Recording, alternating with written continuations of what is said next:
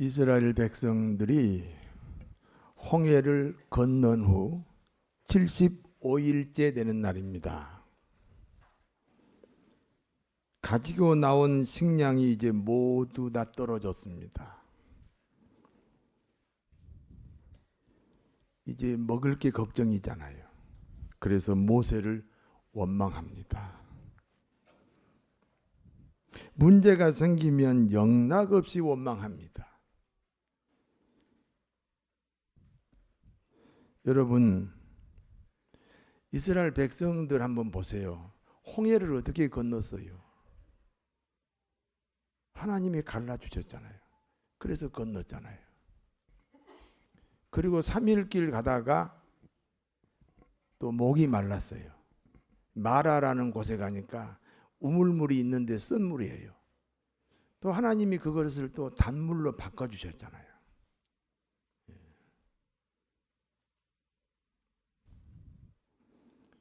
하나님이 이스라엘 백성들이요, 낮에는 덥다고 구름 기둥으로 막아주시고 밤에는 춥다고 불 기둥으로 막아주시고 이 모양 저 모양으로 하나님이 이스라엘 민족을 지키고 보호하세요.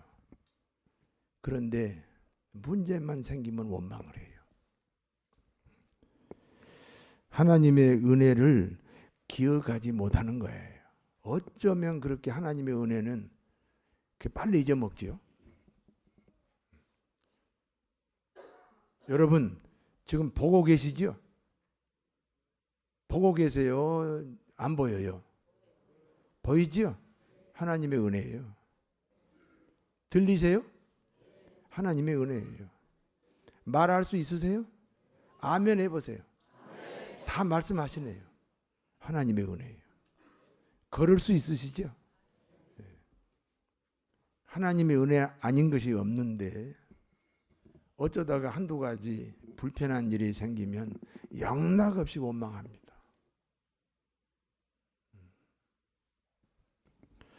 누구 이야기하는 것 같아요? 네. 저는 제 얘기하는 것 같습니다.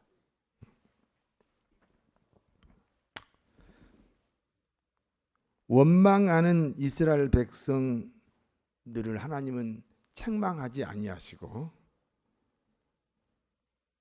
하늘에서 만나를 내려주셨습니다. 아침에 이슬이 내립니다. 시간이 지나면 이슬이 마르겠지요. 이슬이 마른 후에 보니까 쌀 같은 모양의 만나가 있습니다. 하루 먹을 식량입니다. 백성들이 자기가 가져온 그릇에 그 만나를 담아 가지고 갑니다. 많이 가져간 자는 남음이 없고 적게 가져간 자도 부족함이 없습니다. 여러분 이상하지 않습니까? 많이 가져가면 남아야 되잖아요. 그런데 남지 않았다. 적게 가져가면 모자라야 되잖아요. 그런데 모자라지 않았다. 이유가 뭐죠? 자기가 가지고 온 그릇 때문이에요. 작은 그릇을 가져온 사람은 많이 가져갔어요? 적게 가져갔어요? 그런데 그릇에 다 채웠어요. 모자라지 않아요. 그릇에 다 채웠어요. 큰 그릇을 가져온 사람은 많이 가져갔어요? 적게 가져갔어요? 그런데 남아요? 안 남아요? 안 남아요. 자기 그릇대로 가져갔어요. 여러분 많이 가져가고 싶지요? 기왕이면 많이 가져가야지. 조금 가져갔으면 좋아요. 그런데 왜 많이 못 가져가요? 그릇 때문에 그래요. 그릇 때문에. 그릇이 작아서 많이 못 가져가는 거예요. 하나님이 안 주신 게 아니고 그릇이 작아서 못 가져가는 거예요.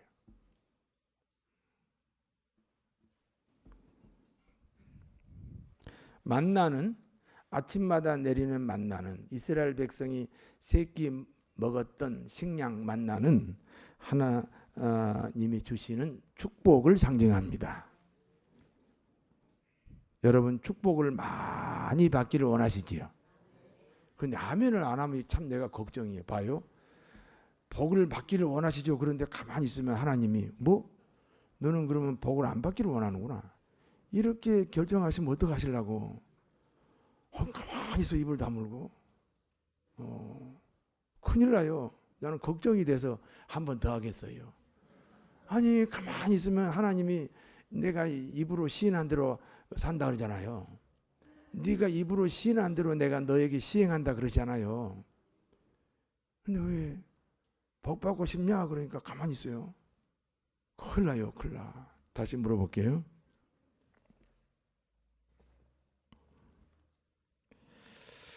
복을 많이 받기를 원하십니까? 그러면 뭘 바꿔야 돼? 그릇을 바꿔야 돼. 그릇을. 그릇을 바꾼다는 것은 나를 바꾸는 걸 말해요. 나를 바꾸어요. 예. 나를 바꾸면 남편이 딴 남자요. 나를 바꾸었더니 아내가 딴 여자요.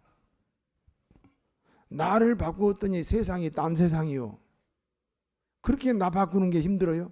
30년 동안 못 바꾸고 그냥 날마다 부부싸움하고 그냥 날마다 인생이 힘들다 그러고 나를 바꿔요. 나를. 그릇을 바꿔요. 나를 바꿔요.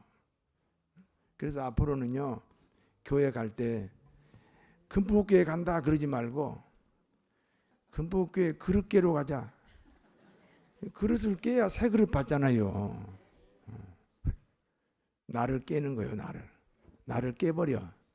그리고 오늘 이 시간에 새 나를 받으시기를 바랍니다. 그러면 새 인생이 새로운 환경이 찾아와요.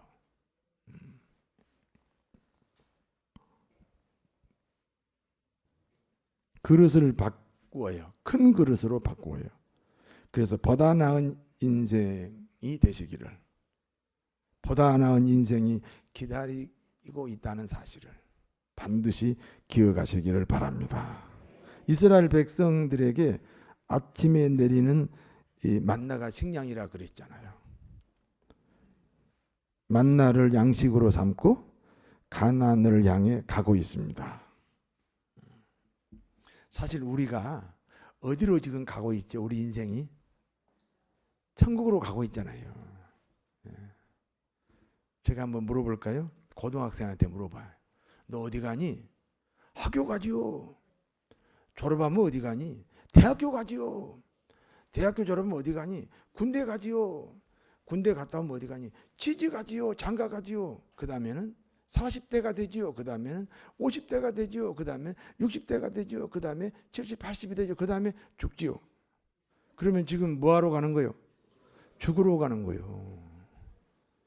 우리가 다 죽으러 가는데 우리 예수 믿는 사람은 어디로 가요? 천국으로 가는 거예요.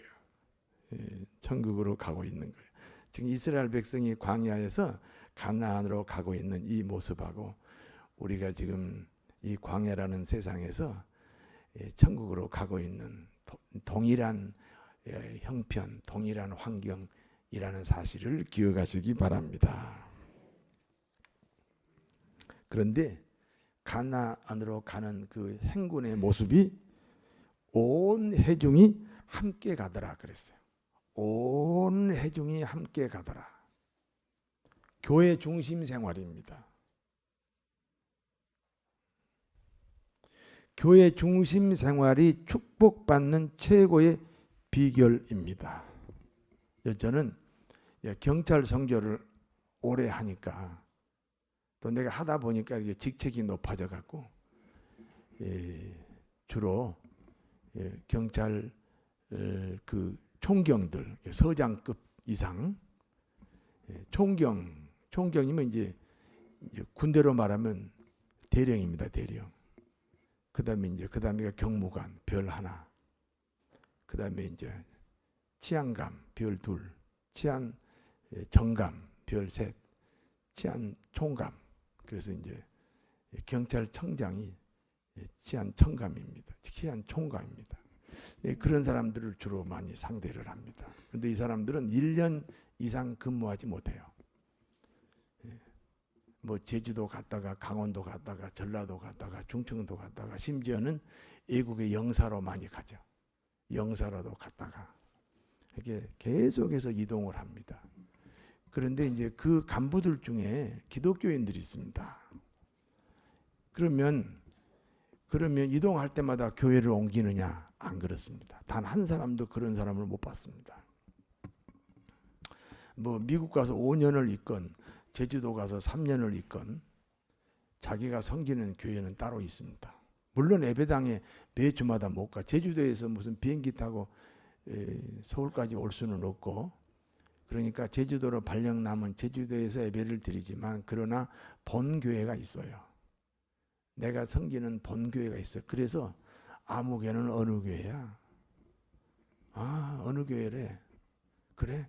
30년 전에도 아무 교회는 어느 교회고 S교회고, 또 20년 전에도 그분은 S교회고, 10년 전에도 그분은 S교회고, 지금도 S교회 다녀요.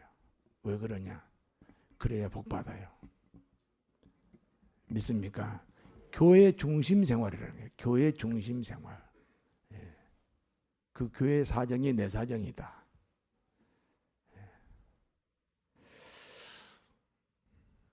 교회 중심 생활. 이스라엘 백성들이 광야에서 가나안으로 가는 그 여정이 온 회중이 함께 움직였다. 교회 중심 생활이다.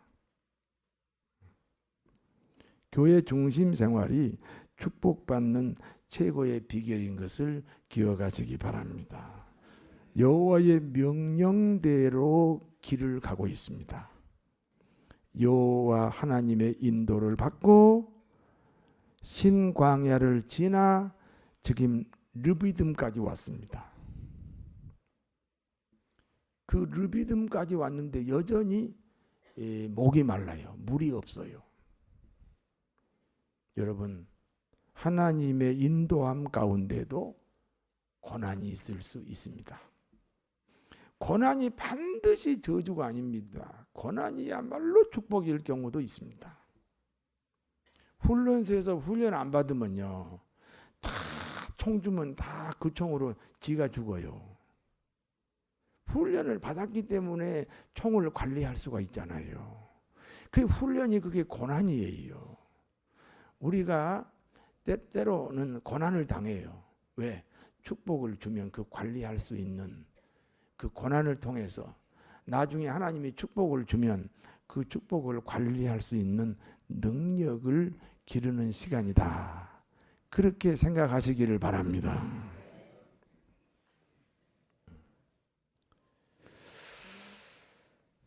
목마른 이스라엘 백성들의 반응입니다.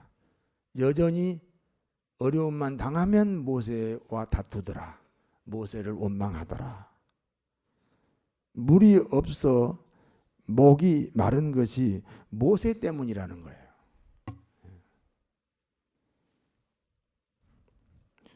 이스라엘 백성이 애굽 땅에서 430년 동안 노예 생활할 때 저들의 소원이 뭐였어요? 할 수만 있으면 이 애굽 땅에서 나가는 거잖아요. 이 애굽 땅에서 해방되는 거잖아요.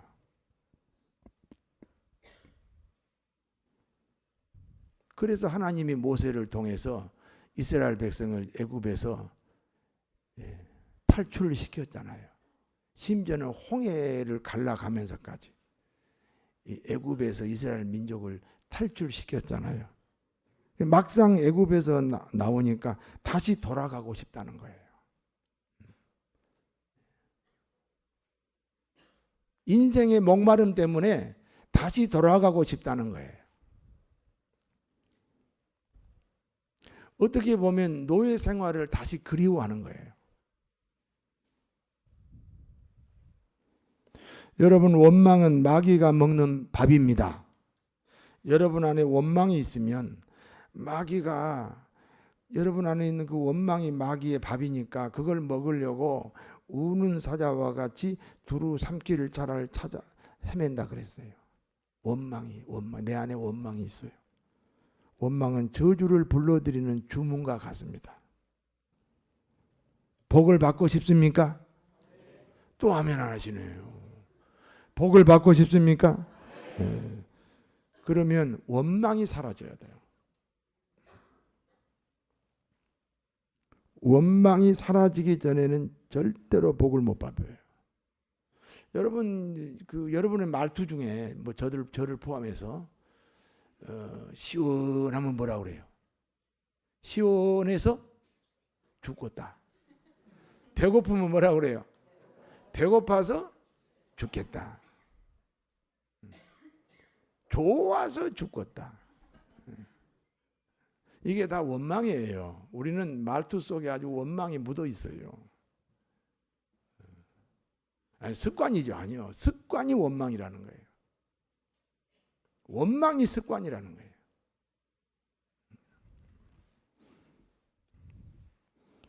원망하는 사람들은 자신이 하는 행동이 원망인지 모릅니다. 원망은 노예 기질이에요. 가난의 기질이에요.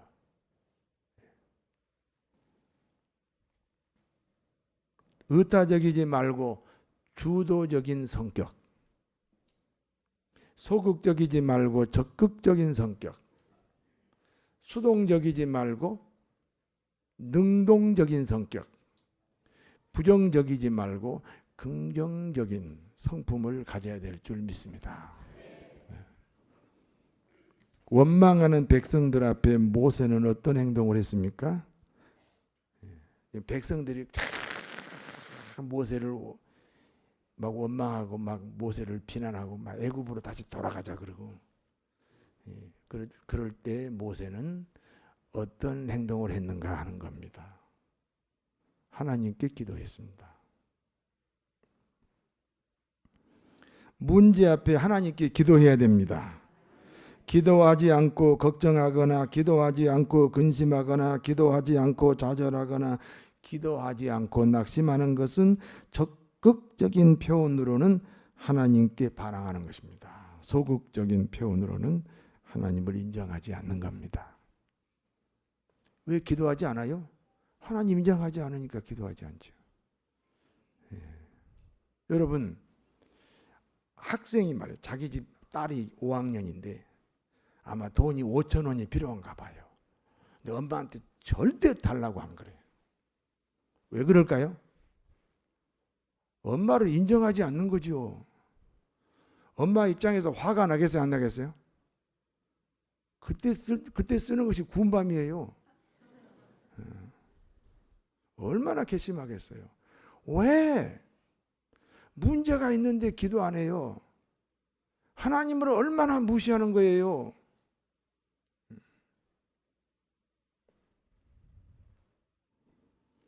모세의 기도에 대한 하나님의 응답입니다. 모세, 너는 백성들을 호렙산 반석 앞으로 모으라.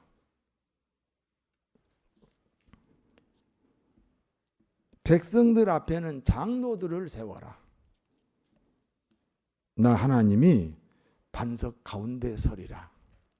그리고 모세, 너는 지팡이로 그 반석을 쳐라.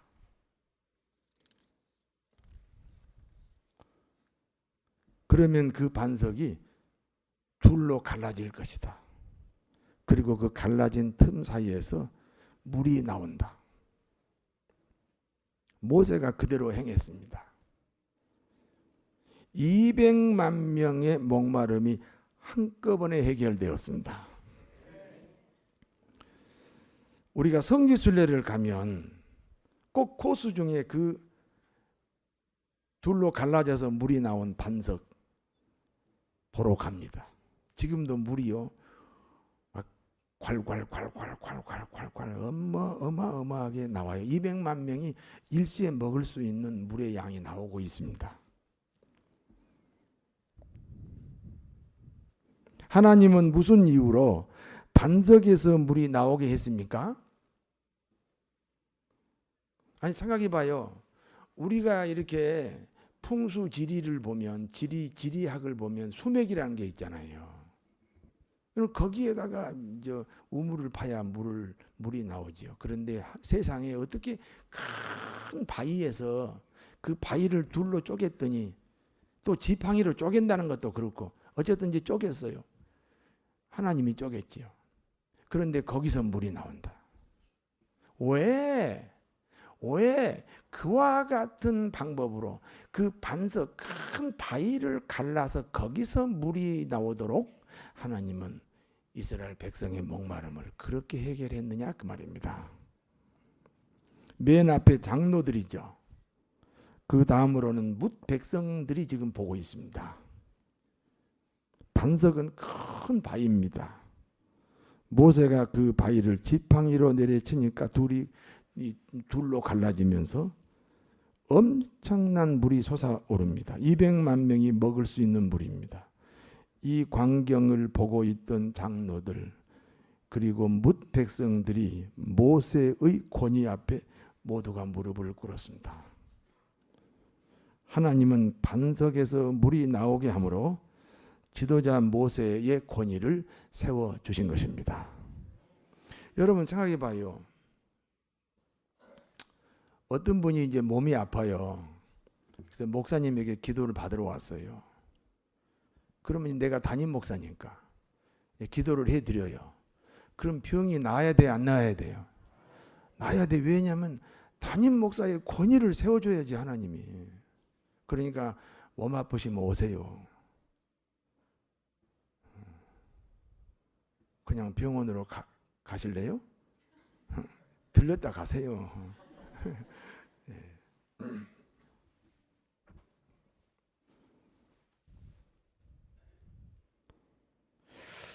반석에서 물이 나왔던 그 장소가 어디죠? 르비딤이죠. 그 르비딤의 이름을 바꾸었습니다. 맞사 또는 무리바 이렇게 바꾸었습니다. 맞사 또는 무리바는 하나님과 다투었다. 하나님을 시험했다. 그런 뜻입니다. 맞사라는 곳 또는 무리바라는 곳에서 살면 안 됩니다. 하나님이 안 계신 것처럼 살면 안 된다는 뜻입니다. 여러분, 일주일 동안 하나님이 안 계신 것처럼 살았어요? 하나님이 살아 계신 것처럼 살았어요? 내가 다 알아요. 네. 하나님은 언제나 우리 곁에 살아 계십니다. 오늘 본문이 주는 교훈은 물이 솟아오른 반석의 비밀입니다. 아까도 말씀드렸지만 왜 하필이면 큰 바위를 갈라서 거기서 물이 나오게 하셨느냐. 그 반석, 물이 나온 반석의 비밀입니다. 하나님이 모세에게 말씀합니다. 내가 반석 중앙에 서 있을 것이다. 내가 반석 중앙에, 누가? 하나님이 내가 반석 중앙에 서 있을 것이다. 모세 너는 그 반석 중앙을 쳐라. 반석 중앙이 갈라졌어요. 그러면 중앙에 계신 하나님도 갈라졌지요. 하나님이 그냥 두 쪽으로 쪼개지신 거예요. 이해가 되시죠? 하나님과 함께 둘로 쪼개진 반석의 정체가 무엇입니까? 고린도전서 10장 4절에 이 반석은 예수 그리스도라. 이 반석은 예수 그리스도라. 쪼개진 반석이니까 십자가에 죽은 예수님입니다.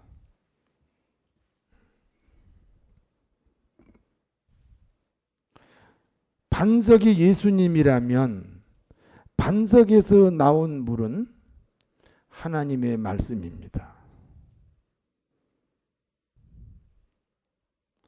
세상의 물 먹어봐야 돌아서면 다시 목마른다. 하나님의 말씀을 먹어라. 인생의 모든 문제는 오직 하나님의 말씀으로 해결합니다. 안일권 목사님이 계십니다. 저희 교회도 한번 오셨어요.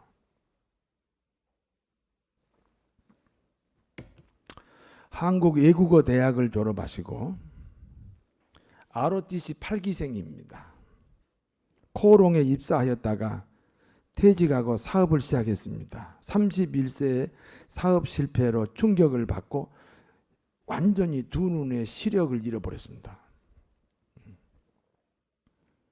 안 목사님은 맹인의 몸으로 신학을 하고 목사가 되었습니다.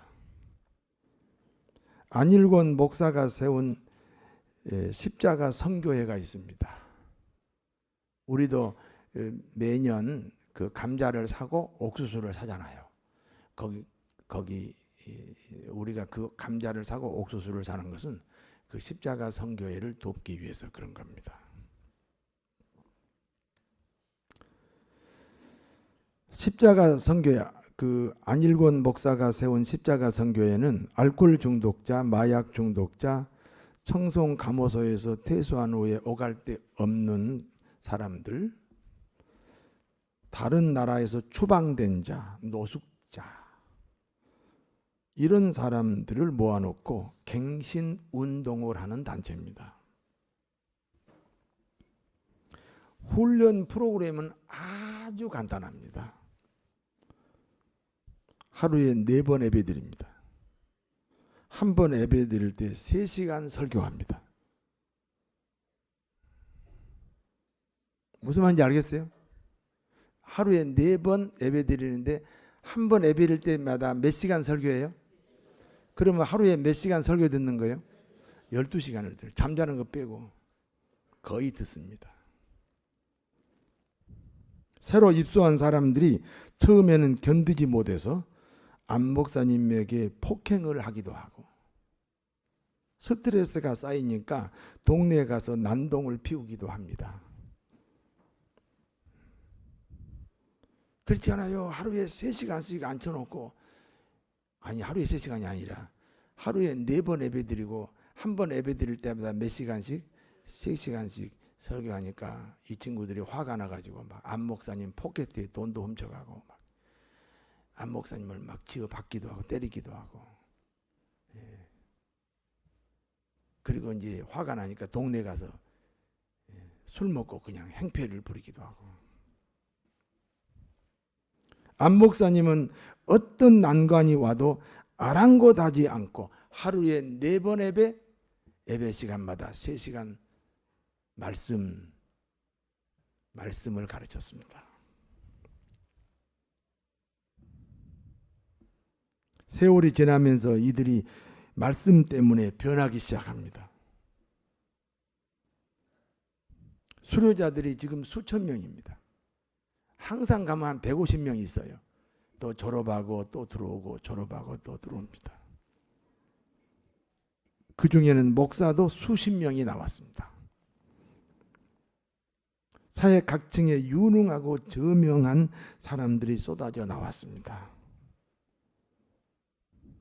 사람의 목마름을 해결하는 것은 오직 하나님의 말씀입니다. 이해가 되십니까? 주의 말씀 받은 그날 참 기쁘고 복되도다. 이 기쁜 마음 못 이겨서 온 세상에 전하노라. 기쁜 날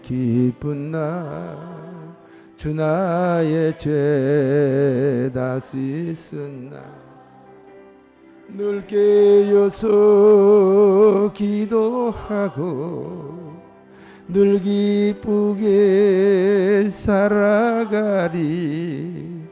기쁜 날 주 나의 죄 다 씻은 날. 제가 신학대학원을 졸업했습니다. 이제 목사 고시를 볼 수 있는 이제 기회가 왔습니다.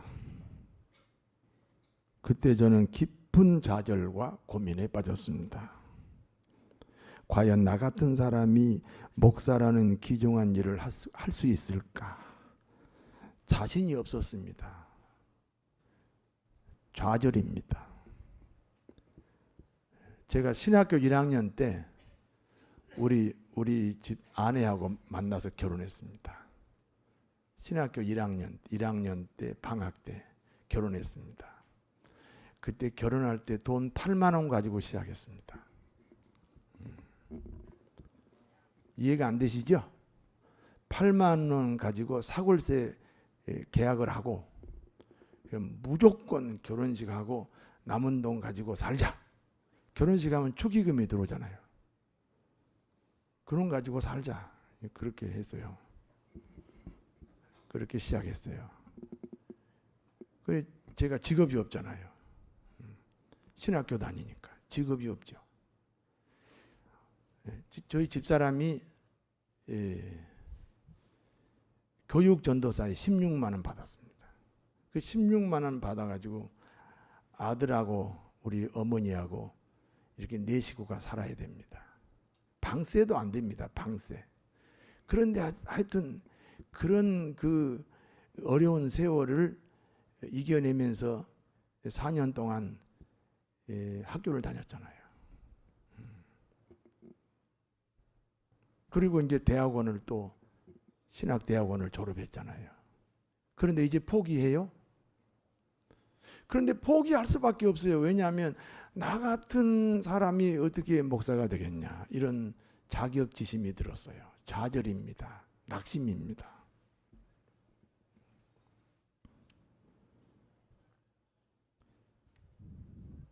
많은 날을 방황하게 되었습니다. 저녁만 되면은 그때 용산에 살 때니까 종로로 을지로로 태계로로 청계천으로 돌아다닙니다.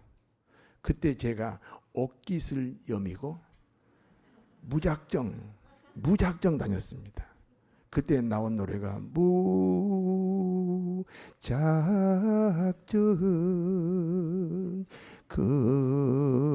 걷고 싶네. 잘 모르시지요? 예. 그런 노래를 부르면서 가능하면 찬송가를 안 부르고 유행가를 부르면서 그러면서 서울 시내를 헤매고 다니다가 5시, 8시 되면 들어왔습니다. 그런데 어느 날 문득 오늘 이 본문을 읽게 됐습니다. 출애굽기 17장 1절에서 7절을 읽게 됐습니다. 200만 명의 목마름을 해결한 반석에서 나온 물이 하나님의 말씀이라는 사실을 깨달았습니다.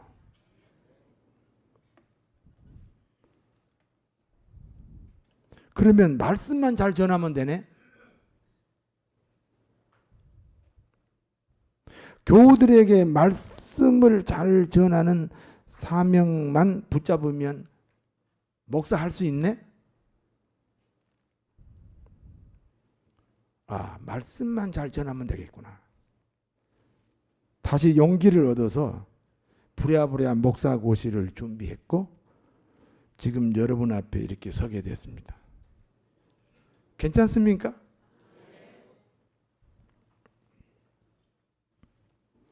그러므로 저의 목회 철학은 분명합니다.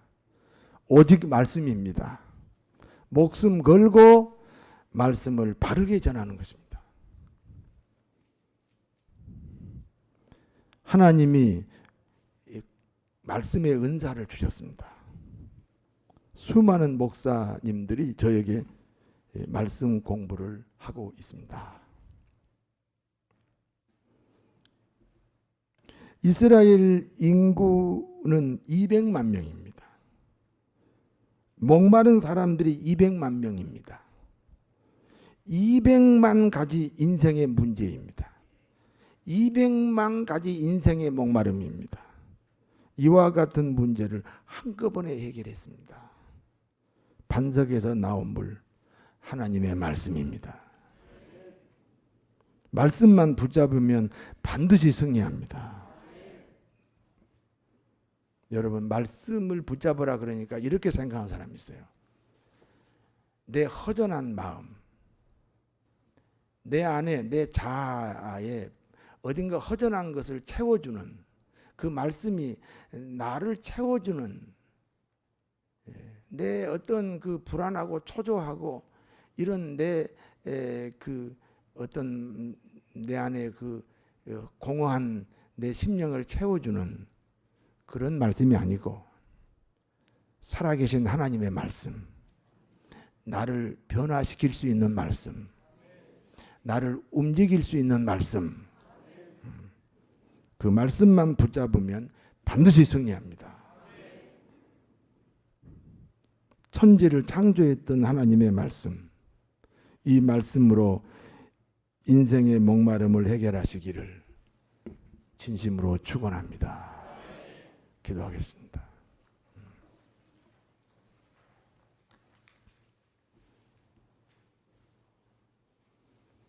거룩하신 아버지 하나님,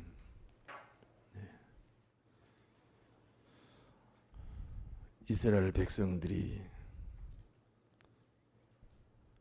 가나안 땅을 가는 그 여정에서 인생의 목마름을 겪게 되었습니다. 세상 방법이 아닙니다. 하나님은 반석에서 나온 물을 먹게 하셨습니다. 말씀입니다. 말씀이 나를 살립니다. 말씀이 내 병을 고칩니다. 말씀이 나를 부자 만듭니다. 말씀이 내 인생의 문제를 다 해결합니다. 말씀을 붙잡는, 그리고 그 말씀이 내게 영향력을 미쳐 내 삶의 변화를 일으키는 말씀이 되게 하여 주옵소서. 예수님 이름으로 기도하옵나이다.